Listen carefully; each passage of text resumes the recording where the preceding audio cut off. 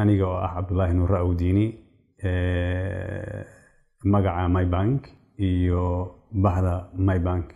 aan ugu hambalyeynaya shirkadda Hormuud Telecom shirkadaas oo u dabaaldegaysa sanad guuradeedii 20aad taasoo runtii aan ugu hambalyeynayno adeegyada hufan ay la wadaagtay shacabka Soomaaliyeed muddadaas ay soo shaqeynaysay waxaan rajeynayaa insha Allah tacaala sidaas si ka wanaagsan inay u sii horumariyaan adeegooda bulshadana ula wadaagaan waxaan sidoo kale si gaar uga mahadcelinaynaa adeegyada ay bangiyada iyo institutionska ay siiyaan waxaan si haqabtir ah insha Allah tacaala